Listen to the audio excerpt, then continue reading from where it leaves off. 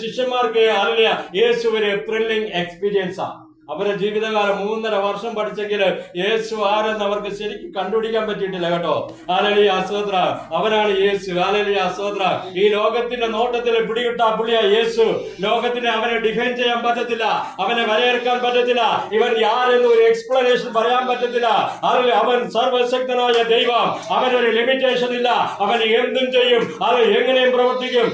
അവന് ഏതിനും ഉത്തരം കൊടുക്കും. അവനെ കൊടുക്കുവാൻ പലരും പല ചോദ്യങ്ങൾ ചോദിച്ചു, പക്ഷേ ദൈവം ഉത്തരം കൊടുത്ത് ചോദ്യം ചോദിച്ചവര് കുടുങ്ങിയതല്ലാതെ യേശു ഒറ്റ ചോദ്യത്തിലും കുടുങ്ങിയില്ല. പക്ഷേ യേശു ഒരു ചോദ്യം ചോദിച്ചപ്പോൾ ഇവന്മാർക്ക് ഉത്തരമില്ലായിരുന്നു. അതിനുശേഷം അവർ ചോദ്യം ചോദിക്കുന്ന വിഷയം വിട്ടുകളഞ്ഞു.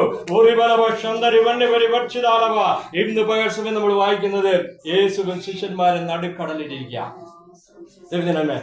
യേശു ഇവരെ ഫോഴ്സ് ചെയ്ത് കൊണ്ടുപോകുക.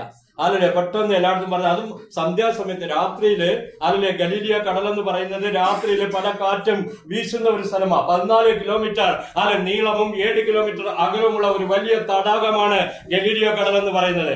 യേശു അവരെടുത്ത് പെട്ടെന്ന് നിർബന്ധിച്ച് പറഞ്ഞു, നമുക്ക് അക്കരയ്ക്ക് പോകണം. ഹല്ലേലൂയ സ്തോത്രം. ഇക്കരയിൽ ഇരുന്നവർ അക്കരയ്ക്ക് പോകുക. ഹല്ലേലൂയ. ശിഷ്യന്മാർ വിചാരിച്ചു, ഹല്ലേലൂയ സ്തോത്രം, എന്നാ പരിപാടി, യേശു എന്ന് പറഞ്ഞാൽ എന്തെങ്കിലും പദ്ധതി കാണും. ഹല്ലേലൂയ. അവർ ഉടനെ പടകൊക്കെ എടുത്ത് യേശുവിനെ ആ സ്ഥിതിനെ കൊണ്ടുപോകുക. അവര് കടന്നു പോയപ്പോൾ യേശു നല്ല ഉറക്കമാണ്. യേശുവിന് ഒരു തലങ്ങണയും കൊടുത്തു. യേശുവിനെ പുറകില് ഉറങ്ങാനും സ്ഥലം കൊടുത്ത് ശിഷ്യന്മാരെല്ലാം ഇങ്ങനെ പടക് തുഴഞ്ഞു പോകുക. ഹല്ലേലൂയ സ്തോത്രം. ഹല്ലേലൂയ. കുറച്ചങ്ങോട്ട് പോയപ്പോഴത്തേക്ക് വലിയ ഒരു കാറ്റടിച്ച്, കൊടുങ്കാറ്റ്.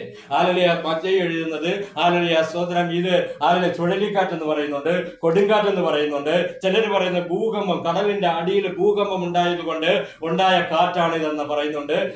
ദൈവത്തിന് സുനാമി അടിച്ചില്ല. സുനാമി എന്താ വന്നെന്നറിയാമോ? ഹല്ലേലൂയ. ഭൂമിയുടെ അടിയിൽ ഭൂകമ്പം ഉണ്ടായപ്പോൾ ആ ഭൂമി പടർന്നപ്പോൾ ഈ വെള്ളമെല്ലാം കൂടെ ഹല്ലേലൂയ അതിന്റെ അകത്തേക്ക് ഇറങ്ങിപ്പോകും. ഇറങ്ങിയത് കൊണ്ടാണ് കരയിൽ നിന്ന് വെള്ളം വലിഞ്ഞത്.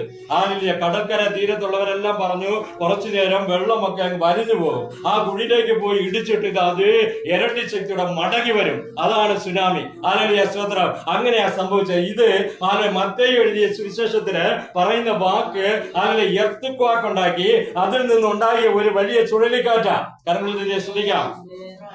സാധാരണ കാറ്റ് പിന്നും പടകിനെ അടിച്ചോണ്ട് പോകും. ഈ ചുഴലിക്കാറ്റിന് ഒരു പ്രത്യേകത ഉണ്ട്, ഇത് നമ്മളെ കറക്കി കളയും. ഹല്ലേലൂയ സ്തോത്രം. ഹല്ലേലൂയ. നമുക്ക് കുറച്ചു നേരം ഇങ്ങനെ കറങ്ങിയിട്ട് നമ്മളെ വിട്ടാൽ നമുക്ക് അറിയത്തില്ല എങ്ങോട്ടാ പോകുന്നത് അല്ലെ, നമ്മുടെ തല ചുറ്റും. ഹല്ലേലൂയ സ്തോത്രം. ഹല്ലേലൂയ സ്തോത്രം. ഹല്ലേലൂയ സ്തോത്രം. ഈ ചുഴലിക്കാറ്റ് പൊട്ടി കഴിഞ്ഞാൽ ഇവരിങ്ങനെ കറങ്ങുക, പടക് കടിയ, ഇങ്ങോട്ടും വായിക്കാൻ പറ്റില്ല, അങ്ങോട്ടും വലിക്കാൻ പറ്റത്തില്ല. ദൈവത്തിന്റെ പരിശുദ്ധാത്മ പറയുന്നു,